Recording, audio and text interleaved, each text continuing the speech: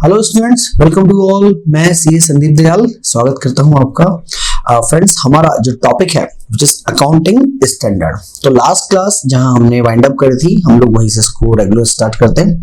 देखिए, last class में जाते जाते मैंने जो आपको टॉपिक पढ़ाया था, some item which will not included in the cost of assets. तो इससे कौन कौन से आइटम है जो एसेट्स की कॉस्ट में इंक्लूड नहीं होते हैं। सर, उसमें हम लोगों ने बात करी थी कि जो हमारे स्टाफ की ट्रेनिंग का खर्चा है वो हम इंक्लूड नहीं करेंगे, और any expense which is incurred by the firm after the assets is ready to use। ये कल हमने बात कर ली थी कि एक बार जब हमारा एसेट जो है वो रेडी टू यूज हो जाता है तो उसके बाद अगर हम कोई भी एक्सपेंस करते हैं तो वो एसेट्स की कॉस्ट में इंक्लूड नहीं होता है। इसमें हमने बात करी थी कि अगर आपने एसेट्स की कहीं शिफ्टिंग करी है, उसको मूव कराया है, तो उसका एक्सपेंस हम लोग इंक्लूड नहीं करेंगे। आपने इनॉग्रेशन करा है अपनी नई फैक्ट्री वगैरह का या न्यू प्रोडक्ट लाइन का, तो वो एक्सपेंसेस भी हमको एसेट्स की कॉस्ट में इंक्लूड नहीं करने हैं। इसके अलावा एक ध्यान रखिएगा कि इनिशियल ऑपरेटिंग लॉसेस कई बार होते हैं। जब तक आपके मार्केट में आपके प्रोडक्ट की डिमांड इंक्रीज हो, तब तक के अगर कुछ इनिशियल ऑपरेटिंग लॉसेस होते हैं, दैट शुड आल्सो एक्सक्लूड, क्योंकि तो लॉस है नॉर्मल, वो एसेट्स की कॉस्ट में नहीं आएगा। ठीक है, तो ये चीज हमको ध्यान रखनी पड़ेगी। तो अभी हमने बात करी कि भाई कौन कौन से ऐसी चीजें हैं जिनको हम लोग एसेट्स की कॉस्ट में इंक्लूड नहीं करते हैं। इसमें देखिए, एक जो पॉइंट ऑफ कंसिडरेशन बनता है, जो डिस्कशन का पॉइंट बनता है, वो ये कि भाई अगर हमारी एसेट्स वगैरह जो है वो फॉर एग्जांपल बनके तैयार है ना, लेकिन रेडी टू यूज तो है लेकिन पुट टू यूज नहीं है। अब इस दौरान यूं मान लीजिए साहब कि भाई आपके पंडित जी, आपकी फैक्ट्री सब स्टार्ट हो गई, दिमाग काम नहीं किया, तो इनोग्रेशन करना था 4 दिन बाद, तो पंडित जी को लेने गए। पंडित जी ने कहा टाइम खराब चलता है, इनोग्रेशन मत कर भैया, बंद हो जाएगा काम चालू होते। कब करना है सर? बोले सर 3 महीने बाद करना, दिवाली के बाद। मैंने कहा मर गया, कैसे काम चलेगा? तो 3 महीने तक वो जो मेरी फैक्ट्री बनी बनाई कंप्लीट पड़ी है बिल्कुल, और उसके बाहर एक लॉबी है, बहुत बड़ा एक ग्राउंड है, और काम तो आ नहीं रहा है ना। तो पड़ोस वाला है, उसने कहा सर मेरी गाड़ियां वगैरह आती हैं तो उसकी पार्किंग के लिए दे दो ना, जब तक आपकी फैक्ट्री चालू नहीं हो रही। मैंने कहा ठीक है भाई, तू ही ले ले, तेरे को ही देता हूँ, किराया जो दे वो दे देना। ठीक है साहब। तो वो 3-4 महीने जब तक आपकी फैक्ट्री, आप नई फैक्ट्री बनाई, यूज नहीं आ रही है आपके, लेकिन उसकी पार्किंग पड़ोस वाला काम में ले रहा है और आपको उसके बदले में रेंट दे रहा है। सर, ये रेंटल इनकम का क्या करूं? और अगर ये रेंटल इनकम को अर्न करने के लिए मैंने कोई रेलेवेंट एक्सपेंस किया है तो उसका मैं क्या करूं? So please remember, these type of income and payment, these will be transferred to P&L account. This will not adjusted with the cost of assets. Assets की कॉस्ट के साथ उसकी कोई छेड़खानी आपको नहीं करनी है। इस तरह की इनकम जो मिल रही है वो P&L के अंदर जाएगी, और आपका बच्चों जो रेलिवेंट एक्सपेंसेस है, वो रेलिवेंट एक्सपेंस भी कहाँ जाएगा? वो रेलिवेंट एक्सपेंस भी P&L अकाउंट के अंदर जाएगा। ठीक है, तो ये एक एस्पेक्ट होता है हमारे पास जब हम लोग बात करते हैं calculation of cost of assets की, कि भाई कौन कौन से आइटम हमको एक्सक्लूड करने हैं। चलिए, अब हम बात करते हैं। और देखिए, एक तो होता है आपका एसेट्स परचेज, जिसकी कॉस्ट निकालना कल हमने सीखी। आज हम सीखेंगे कि भाई अगर हमारी कोई एसेट्स है विच इज सेल्फ जनरेटेड, हम खुद ही बना रहे हैं उस एसेट्स को, तो सेल्फ जनरेटेड एसेट्स में हमको क्या ध्यान रखना चाहिए? तो देखिए बच्चों, सेल्फ जनरेटेड एसेट्स जब आप बनाते हैं, सेल्फ जनरेटेड एसेट्स, तो जब आप सेल्फ जनरेटेड एसेट्स बनाते हैं तो ध्यान रखिए, इसमें अगर कोई एसेट्स आपने यूज करी है जो आपकी खुद की ही है ना, आप उस एसेट्स के अंदर ही डील करते हैं, तो जो इंटरनल प्रॉफिट है, internal profit must be excluded. अच्छा, internal profit must be excluded, इसका क्या मतलब है सर? चलिए, इसका मैं आपको एग्जांपल बताता हूँ। फॉर एग्जांपल, टाटा मोटर बहुत बड़ी कंपनी है ना, टाटा मोटर के ट्रक आते हैं साहब। तो टाटा वाले क्या कर रहे थे, अपने लिए एक नया फैक्ट्री शेड बनवा रहे हैं बहुत लंबा चौड़ा। तो हमने कहा यार कि गुड्स वगैरह लाने ले जाने के लिए दूसरों का ट्रक क्यों काम में ले, काम करते हैं नया ट्रक ले लेते हैं, अपनी कंपनी का ही स्टार्ट ले लो और वहां से उस ट्रक को यूज करो। हमने कहा ठीक है, वो ट्रक का यही काम रहेगा कि साइड पे कोई भी मटेरियल लाना ले जाना, सारे काम उस ट्रक से ही होंगे सर। ठीक है, अब फॉर एग्जाम्पल वो ट्रक होल एंड सोल यही काम आ रहा है, आपके साइड पे काम आ रहा है। अब अगर मैं मान लूं कि सर वो ट्रक का सेलिंग प्राइस तो है 25 लाख रुपीस, है ना, लेकिन टाटा मोटर को वो ट्रक की जो कॉस्ट पड़ती है वो कॉस्ट पड़ती है ओनली 18 लाख रुपीस। तो सर ट्रक की कॉस्ट तो कितनी 18 लाख और ट्रक का सेलिंग प्राइस कितना है 25। तो सर ये जो ट्रक मैं इंक्लूड करूंगा ना, क्योंकि पूरा का पूरा जो ट्रक है वो किस काम में आ रहा है, वो जब आप ये फैक्ट्री की नई बिल्डिंग बना रहे हैं वहां पे आपको काम आ रहा है। तो सर ये ट्रक का कौन सा प्राइस कंसिडर करना चाहिए, 18 लाख और 25 लाख? सो the answer is 18 lakh rupees, क्योंकि हमने क्या बोला, हमने बोला that internal profit must be eliminated. तो जो भी आपका इंटरनल प्रॉफिट है ये क्या करना है सर, ये हमको करना है एलिमिनेट। ठीक है, इसको हमको रूल आउट करना पड़ेगा। नंबर 2, अगर आपका किसी तरह का कोई एबनॉर्मल लॉस होता है सर, एबनॉर्मल लॉस किसका सर, एबनॉर्मल लॉस आपका हो सकता है मटेरियल का या आपका लेबर का, ठीक है, या किसी दूसरे रिसोर्स का, है ना, जो आप यहां पर काम में ले रहे थे, तो वो दूसरा आपका रिसोर्स था, उस रिसोर्स का आपका लॉस होता है। तो ध्यान रखिए सर, अगर ये लॉस किस नेचर का है, अगर ये लॉस हमारा एबनॉर्मल लॉस है ना, एबनॉर्मल नेचर का लॉस हो रहा है, मेटल का लॉस हो रहा है, लेबर का लॉस हो रहा है, कब, जबकि आप एक एसेट्स खुद बना रहे हो ना सर, क्योंकि टॉपिक हमारा क्या चल रहा है, we are going to calculate the cost for the self generated assets. तो सर जब आप सेल्फ जनरेटेड एसेट्स यानी कि आप एसेट्स खुद बना रहे हैं और वहां पर अगर कोई इस तरह के एबनॉर्मल लॉसेस होते हैं, then it should be transfer to P&L, this will not adjusted with the cost of assets. ठीक है, चलिए, एक इसका होता है कि भाई अगर आपने कोई लोन वगैरह ले रखा है, कोई बोरोइंग वगैरह किया आपने, तो सर अगर आपने बोरोइंग करी तो सर उसका इंटरेस्ट का क्या ट्रीटमेंट होगा। तो सर अगर आपने कोई लोन वगैरह लिया है और आपकी बोरोइंग है ना, यानी कि इंटरेस्ट आपको देना पड़ता है, तो ये एस बोलता है कि सर आप AS16 पढ़ो उसके लिए, है ना, AS16 जिसका नाम क्या है सर हमारा, जिसका नाम है सर हमारा बोरोइंग कॉस्ट। ठीक है सर, तो बोरोइंग कॉस्ट हम लोग रीड करेंगे और बोरोइंग कॉस्ट में क्या लिखा हुआ है मैं आपको बताता हूँ, कॉन्सेप्ट उसका भी वही है। बोरोइंग कॉस्ट में यही लिखा हुआ है कि जब तक आपकी जो एसेट्स है बेसिकली कैपिटलाइजेशन मेथड उसमें काम में लेते हैं हम लोग, वो जो हम 16 हमने पढ़ा था तब हमने उसकी बात करी। यहाँ हम डिटेल में बात नहीं करेंगे, पर थोड़ी बहुत मैं आपको उसकी जो बेसिक फॉर्म्स हैं, जो बेसिक रूल्स हैं वो बता दूं। उसमें भी होता है sir, until asset is ready to use, the finance cost will be added in the cost of assets, and once our assets is ready to use, then whatever the expenses regarding the financial charges that will be transferred to P&L account। वाह sir, आपने बोल तो बोला, आप समझा भी दो, ठीक है, चलो अब आपको समझा भी देते हैं। देखिए मैं आपको इसका एक एग्जांपल देता हूँ।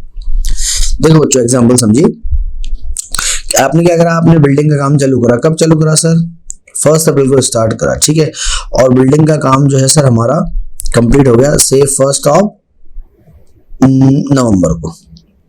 ठीक है सर, 1 नवंबर को बिल्डिंग का काम हमारा कंप्लीट, तैयार है बिल्डिंग। लेकिन सर हमने जो बिल्डिंग को यूज करना स्टार्ट करा वो कब से करा, वो करा सर 1 जनवरी से, यानी कि 1 नवंबर को तो एसेट्स क्या हो गई, ये हो गई सर आपकी रेडी टू यूज। लेकिन 1 जनवरी को क्या करा आपने, आपने करा पुट टू यूज। फर्क है दोनों में, रेडी टू यूज और पुट टू यूज। तो अब आपके पास अगर हम बात करें कि भाई कितना इंटरेस्ट जो है वो हमारा कैपिटलाइज होगा और कितना इंटरेस्ट हमको एज ए रेवेन्यू एक्सपेंस लेना पड़ेगा।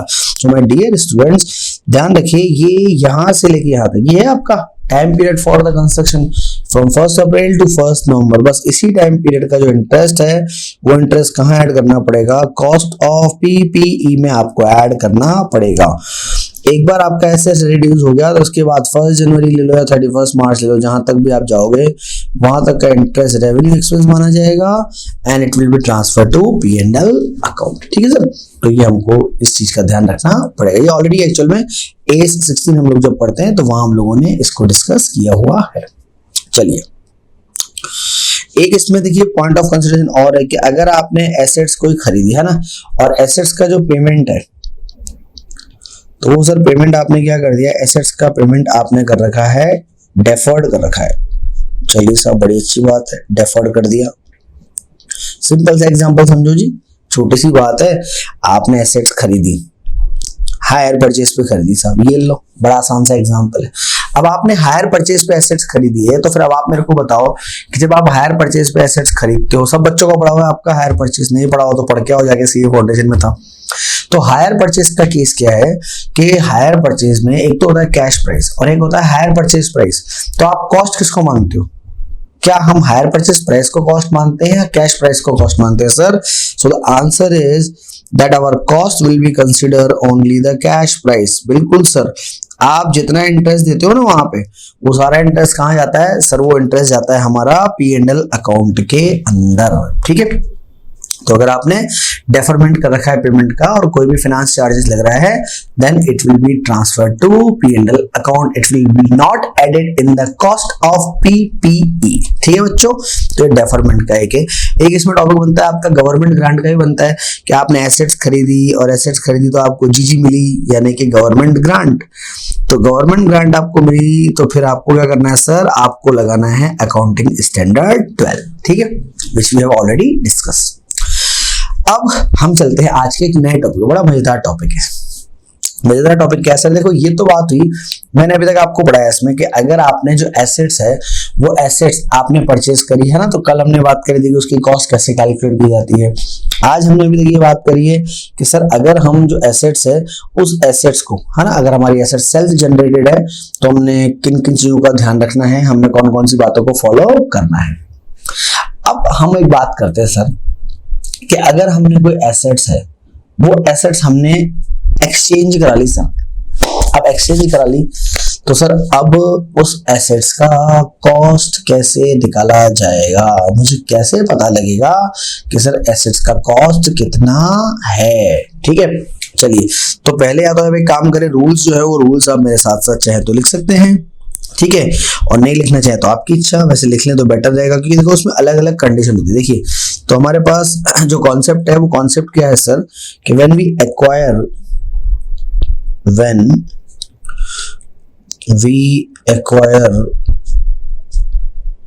acquire some assets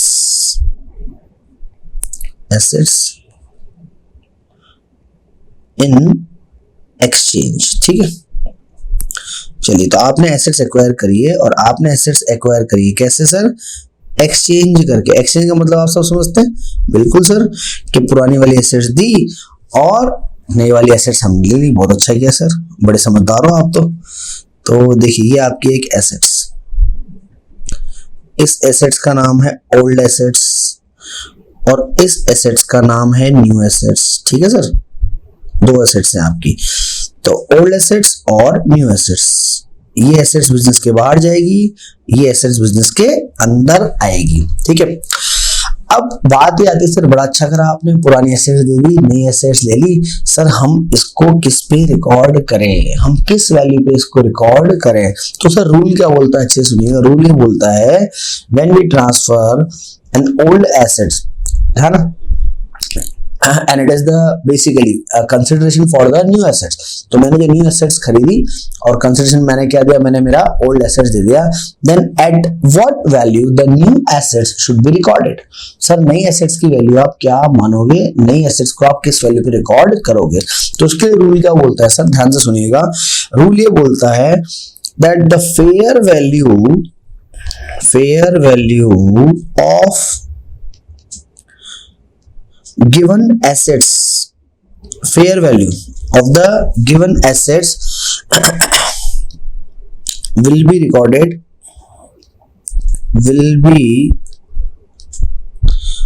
recorded unless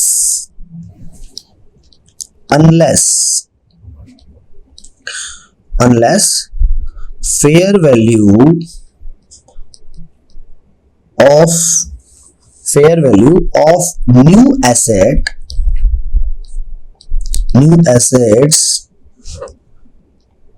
is fair value of new assets is not more clearly available। ठीक है सर, अब ये क्या बीमारी है समझते सर, ये क्या बीमारी है?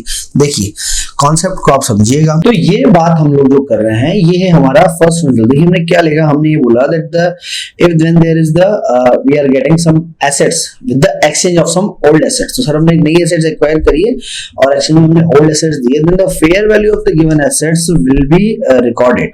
ठीक है, तो जो एसेट्स आपने दी है उसका फेयर वैल्यू हम रिकॉर्ड करेंगे जो न्यू एसेट्स है उसका जो फेयर वैल्यू है that is available more clearly evident.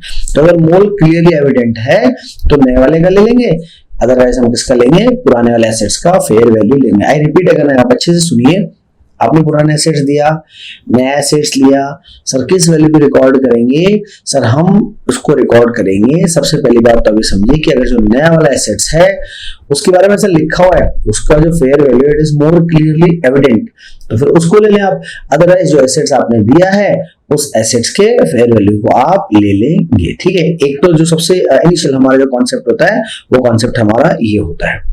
चलिए आगे इसमें कॉन्सेप्ट और कि सर अगर दोनों एसेट्स का फेयर वैल्यू नहीं हो, न तो ओल्ड एसेट्स का और न ही न्यू एसेट्स का, दोनों का ही फेयर वैल्यू अवेलेबल नहीं है, तो सर अगर दोनों एसेट्स का फेयर वैल्यू अवेलेबल नहीं है तो सर उस केस में आप क्या करेंगे, आप जो ओल्ड एसेट्स है सर उस ओल्ड एसेट्स का कैरिड अमाउंट ही ले लेंगे। कैरिड अमाउंट बोलते हैं, क्या बोलते हैं हम लोग उसको, book value will be consider. अच्छा, इसका क्या मतलब है सर, इसका ये मतलब है कि जो पुरानी वाली एसेट्स आपकी बुक्स में रिकॉर्ड थी ना, तो बुक्स में जिस वैल्यू पे रिकॉर्ड थी वही वैल्यू हम लोग इसमें ले लेंगे। ठीक है, तो ये कुछ केसेस आपके इसमें है। इसमें देखिए आपका न्यूमेरिक क्वेश्चन भी आ सकता है, तो मैं आपको कुछ प्रैक्टिस देखिए इसकी करा देता हूँ। मैक्सिमम उसमें कुल मिला के 5 केसेस देखिए आपके पास बन सकते हैं। अब 5 केसेस कौन कौन से बन सकते हैं, चलिए ये मैं आपको कराता हूँ। देखिए कि 5 केसेस आपके कौन कौन से बन सकते हैं। तो case number 1, case number 2, case number 3, number 4 and number 5। ठीक है, चलिए अब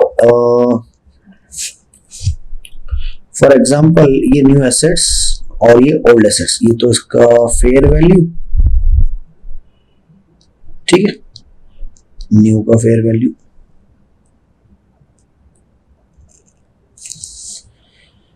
एक आपका टेबल थोड़ा और बड़ा कर दें,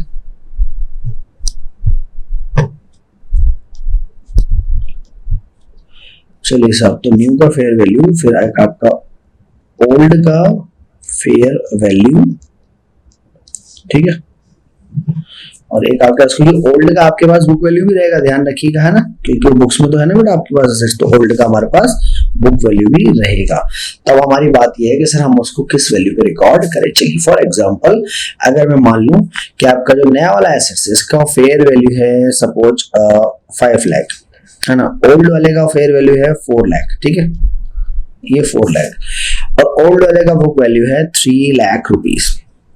अब यहाँ इन्होंने ऐसा नहीं बोला कि जो नई एसेट्स का जो fair value it is more clearly evident, तो हमने क्या बोला सर, हमने ये बोला था कि अगर ऐसा हमारे को मेंशन होगा कि नई वाली जो एसेट्स है उसका जो फेयर वैल्यू है वो क्लियरली एविडेंट है तो नई वाली का लेंगे, अदरवाइज उसका लेंगे पुराने वाले का फेयर वैल्यू लेंगे। तो देखिए 3 वैल्यू सर आपके पास, नई वाली का फेयर वैल्यू 5 लाख है, ओल्ड वाली का फेयर वैल्यू 4 लाख है, और ओल्ड वाले का जो बुक वैल्यू वो कितना है सर, वो है आपके पास 3 लाख। तो ध्यान रखिए अगर इतना ही क्वेश्चन लिखा रहा है और यहाँ मेंशन नहीं हो सर आपके पास कि आपका जो नए वाले का fair value it is more clearly evident, तो सर आप आंसर क्या लेंगे, यानी कि आप पीपी को किस वैल्यू पे रिकॉर्ड करेंगे, सर हमारा आंसर आएगा 4 lakh. That means fair value of the old assets, जो पुरानी एसेट्स आपने दी है ना ओल्ड एसेट्स, उसका फेयर वैल्यू लेंगे। लेकिन अगर मैं यहाँ ये बोल दूं, केस नंबर 2 में बोल दूं कि भाई यहाँ पे आपको मोर क्लियरली एविडेंट है ना, चलिए कलर चेंज करके लिखते हैं। अगर मैं आपको ऐसा बोल दूं केस नंबर 2 में आपसे ऐसा कहा गया कि सर मोर क्लियरली एविडेंट है, क्या मोर क्लियरली एविडेंट है, the fair value of the new asset is more clearly evident, वो ज्यादा बढ़िया आपको दिया हुआ है, तो सर उस केस में आपका आंसर क्या आएगा बताएं। तो सर उस केस में हमारा आंसर क्या आएगा, 4 और 5, हमारा आंसर आएगा सर 5 लाख। तो हम किस वैल्यू पे पीपी को रिकॉर्ड करेंगे, हम रिकॉर्ड करेंगे उसको 5 लाख रुपीस पे। वैल्यू तीनों ही दी हुई है आपके पास, देखिए 5 भी दी हुई है, 4 भी दी हुई है, 3 भी दी हुई है, लेकिन यहाँ लिखा हुआ है कि मोर क्लियरली एविडेंट है भैया। तो ठीक है सर, मोर क्लियरली एविडेंट है तो फिर हम लोग नए एसेट्स का फेयर वैल्यू लेंगे। ठीक है, चलिए अब इसके आगे एग्जांपल नंबर 3, अगर मैं आपको बोलूं कि जो नया वाला है ना, नया वाले का फॉर एग्जांपल फेयर वैल्यू आपको दिया हुआ है 5 लाख, ये दिया हुआ है, ये नहीं दिया हुआ है ना, पर ये दिया हुआ है सर आपको। तो नए वाले का फेयर वैल्यू है पुराने वाले का फेयर वैल्यू नहीं, लेकिन उसका बुक वैल्यू है। तो ध्यान रखिए, बुक वैल्यू तो सबसे एंड में काम में आती है। अगर हमारा कुछ नहीं तो फिर हम बुक वैल्यू पे जाएंगे, अदरवाइज हम लोग फेयर वैल्यू लेंगे। तो इस केस नंबर 3 में देखिए, हम एसेट्स को किस वैल्यू पे रिकॉर्ड करेंगे? सर हम एसेट्स को रिकॉर्ड करेंगे 5 लाख पे। अच्छा, रिवर्स एग्जांपल बना लीजिए, ये नहीं दिया हुआ, ये दिया हुआ है और ये भी दिया हुआ है हमको। सर अब क्या करें हम लोग? कोई दिक्कत नहीं सर, आपके पास फेयर वैल्यू है ओल्ड का, ये ले लीजिए, नए वाले का नहीं है तो बात ही खत्म, मोर क्लियर तो दूर की बात है। ठीक है, और लास्ट केस, आपके पास ये भी नहीं है, ये भी नहीं है, लेकिन ये आपको दिया हुआ है सर कि ओल्ड वाले का बुक वैल्यू 3 लाख, तो फिर हम इसको रिकॉर्ड कर लेंगे अमाउंट रुपीज 3 लाख पर। ठीक है, तो देखिए ये हमने क्या सीखा सर? ये हमने सीखा है that when we are getting or acquiring some assets in exchange of some old assets, तो अगर आप किसी पुराने एसेट्स के बदले में देखिए, और सर को अगर आप नया एसेट्स खरीद रहे हैं, तो उसकी रिकॉर्डिंग में ये केसेस जो आपके सामने हैं, ये इस तरीके से ट्रीटमेंट इनको दिया जाएगा। ठीक है, कोई सा भी केस इसमें हमारे सामने आ सकता है।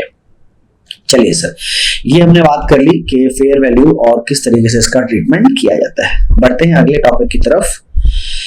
चलिए, तो अगले टॉपिक के लिए फिर शीट भी नहीं देते हम लोग। तो देखिए, नेक्स्ट जो आपका टॉपिक है वो है आपका, कल हमने बात करा था सर इनिशियल हम लोग कैसे एसेट्स को रिकॉग्नाइज करते हैं।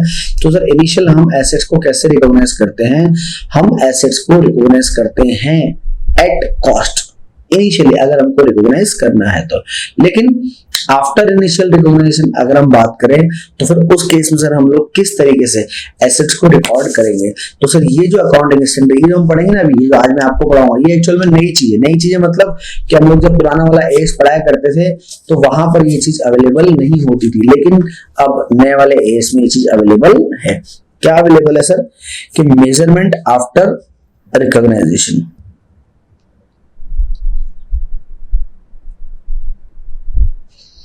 मेजरमेंट आफ्टर रिकॉग्निशन, यानी कि एक बार रिकॉग्नाइज करने के बाद। अब यहां पर आपको दो ऑप्शन दिए गए हैं सर। आफ्टर रिकॉग्निशन मतलब एक बार आपने शुरू में तो कॉस्ट पर रिकॉर्ड कर लिया, अब दूसरी बार आप किस पर रिकॉर्ड करेंगे? तो उसमें सर एक तो होता है हमारे पास कॉस्ट मॉडल, ठीक है, एक कॉस्ट मॉडल होता है, और एक होता है सर हमारे पास रीवैल्यूएशन मॉडल। ठीक है, तो एक तो होता है सर कॉस्ट मॉडल और एक होता है रीवैल्यूएशन मॉडल। अब सर हमको कौन सा मेथड है वो यूज करना चाहिए? क्या सर हमको कॉस्ट मेथड यूज करना चाहिए या फिर हमको इनिशियल जो रीवैल्यूएशन मेथड है उसको यूज करना चाहिए? तो सर आप दोनों में से कोई सा भी जो मेथड है वो आप यूज कर सकते हैं, लेकिन इसमें ये जो है एक तरह का मैनेजमेंट का डिसीजन है सर, उनका खुद का जजमेंट होता है, वो जिस भी मेथड को चूज करें और उस पर वो लोग उसको रिकॉर्ड कर सकते हैं। ठीक है, चलिए जी, अच्छी बात है। अब इसमें पर एक चीज आप ध्यान रखिएगा कि जब आप रिकॉर्डिंग कर रहे हैं और अब अगर आप रिवैल्यूएशन करते हैं तो ध्यान रखिएगा the entire class must be revaluation. अब सर ये एंटायर क्लास का क्या मतलब है? सर एंटायर क्लास का मतलब ये है कि जैसे आपने लैंड एंड बिल्डिंग का रिवैल्यूएशन करा, आपके पास 5 लैंड एंड बिल्डिंग है, तो अगर आप 5 लैंड एंड बिल्डिंग है तो फिर सबका अगर आप रिवैल्यूएशन करेंगे एक का, तो फिर एक का नहीं होगा सर, तो सबका ही होगा, यानी कि जो भी होगा सबके साथ होगा। प्लांट एंड मशीनरी है, अगर आप एक का मेथड जो ले रहे हैं तो बाकी बच्चों का वही मेथड लेना पड़ेगा। जो रिवैल्यूएशन आप कर रहे हैं एक का, तो बाकी 5 प्लांट एंड मशीनरी का भी आपको रिवैल्यूएशन करना पड़ेगा, क्योंकि क्लियरली मेंशन है एएस के अंदर that entire class must be revaluation, है ना। अब क्लास क्या हो सकती है? क्लास जैसे आपके पास एसेट्स की आपने इनकम टैक्स में पढ़ा होगा, हम लोग ब्लॉक ऑफ एसेट्स थ्योरी पढ़ते हैं। अब इसमें से आपके पास मान लीजिए कि लैंड का एक क्लास है, लैंड एंड बिल्डिंग का एक क्लास है, प्लांट एंड मशीनरी जो है, प्लांट एंड मशीनरी का एक क्लास होता है, आपके पास एयरक्राफ्ट है तो एयरक्राफ्ट का एक क्लास होगा। बियरर प्लांट हम लोगों ने पढ़ा था, याद आ रहा है? बियरर प्लांट आम का पेड़, है ना, एक बार लगाते हैं, लगाने में टाइम लगता है और उसके बाद हमेशा क्या करता है, वो आपको फ्रूट देता रहता है। तो बियरर प्लांट है, उनका एक आपका एसेट होता है।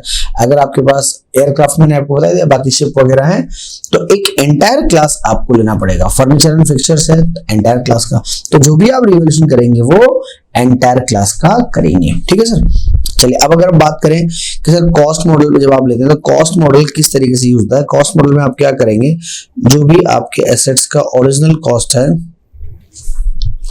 उसमें से आप माइनस कर दीजिएगा एक्यूमुलेटेड डेप्रिसिएशन, यस, जिसको आप प्रोविजन फॉर डेप भी बोलते हैं।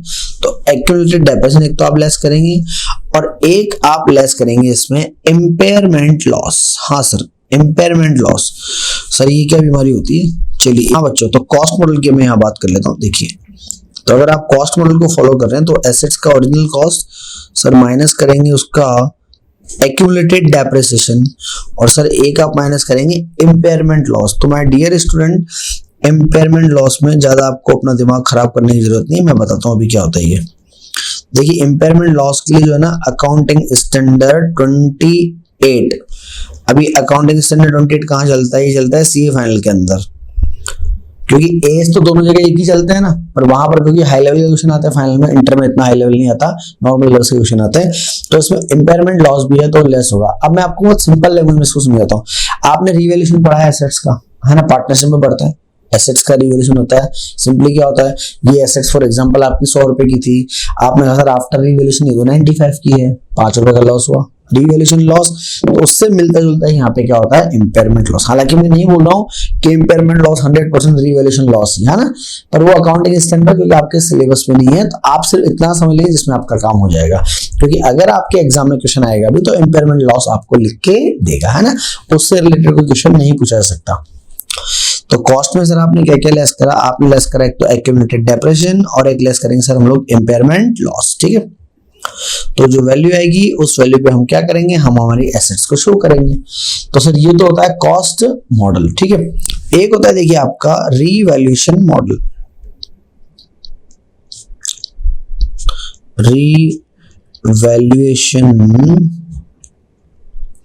रीवैल्यूएशन मॉडल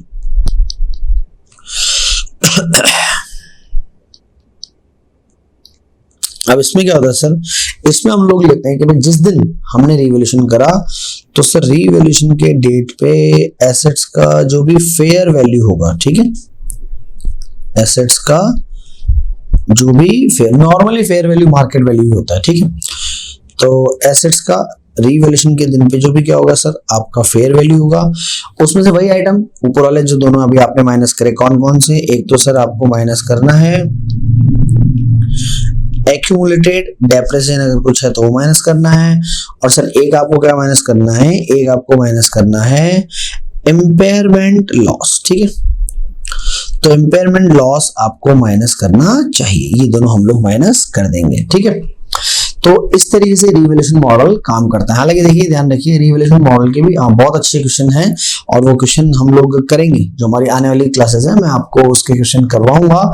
अब इसमें आप एक चीज ध्यान रखिएगा कि जब आप रिवैल्यूएशन की बात करते हैं तो एक तो ये चीज ध्यान रखिएगा कि एंटायर क्लास का सर क्या होना चाहिए, एंटायर क्लास का होना चाहिए रिवैल्यूएशन, नंबर 1। नंबर 2 कि जब आप रिवैल्यूएशन कर रहे हैं तो revaluation must be on the consistent basis, consistent basis पर आपका रिवैल्यूएशन होते रहना चाहिए, ये हमको यहाँ पर ध्यान रखना पड़ेगा। ठीक है सर, चलिए तो ये हमने बात कर ली आज आपकी कॉस्ट मॉडल और रिवैल्यूएशन मॉडल की। ठीक है बच्चों, तो अभी नेक्स्ट क्लास में मैं आपसे बात करूंगा, आगे इस टॉपिक के क्वेश्चन करेंगे, और अभी तक हमने जो पढ़ा है उन मेथड्स के क्वेश्चन भी हम लोग सॉल्व करेंगे। ठीक है बच्चों, so take good care of your health. Signing off, this is C Sandeep Dayal, thank you so much.